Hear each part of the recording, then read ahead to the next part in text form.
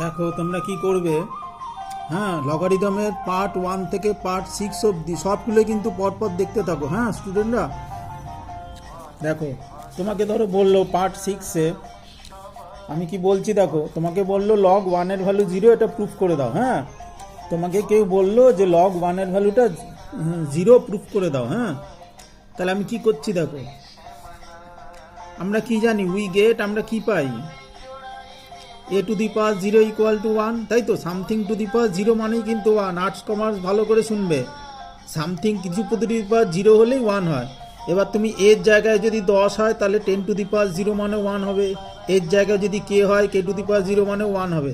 তাহলে আমি এইখানে এ আছে বলে a টু দি পাওয়ার 0 লিখলাম, ঠিক আছে।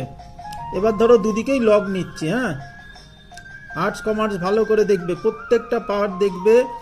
আর করতে চাইলে যোগাযোগ করো, অফলাইন ক্লাস করতে চাইলে যোগাযোগ করো। তাহলে পাওয়ারে 0 আছে, 0টা কোথায় চলে আসবে, 0 ইন্টু লগ এ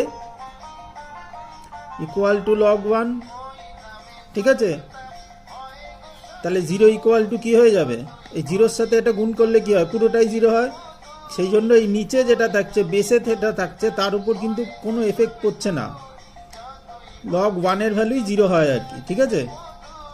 যেহেতু এটা গুণ করলে 0 হয়ে যাচ্ছে, তাহলে লগ 1 ইকুয়াল টু 0 হয়ে যাচ্ছে। তাও আমি ওটা প্রুফ করতে বলেছি, এইভাবে করলাম, ঠিক আছে। তাহলে লগ 1 এর ভ্যালু দেখো 0 প্রুভ হয়ে গেল।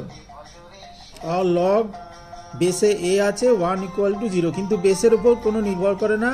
বেস যাই থাকুক না কেন, লগ 1 এর ভ্যালু সবসময় 0 হবে। বোঝা গেল অঙ্কটা। তাহলে এবার চলে আসো এই অঙ্কটা, দেখো তো একটা ভালো অঙ্ক। প্রুফ দ্যাট, প্রমাণ করো এইটা, এটা ইকুয়াল টু 1। হ্যাঁ, তাহলে এটা খুব সরলভাবে আমি বলছি, দেখো এই লগ এ বেসে এ আছে বিসি, এটাকে একবারে করে দিচ্ছি। হ্যাঁ, বিসি বাই লগ এ লিখলাম, plus 1 by log AC by log B করলাম, ঠিক আছে। যদি না হয় আচ্ছা প্লাস 1 হবে, এখানেও প্লাস 1 হবে। তাহলে এটাকেও log A B by log C করলাম। এবার এলসিএম করে দেবে। হ্যাঁ, নিচে সব এগুলো সব এলসিএম করে দাও যদি, তাহলে এইটাকে উল্টে যাবে। হ্যাঁ, তাহলে উল্টে গিয়ে log A by log BC plus log A হয়ে যাবে,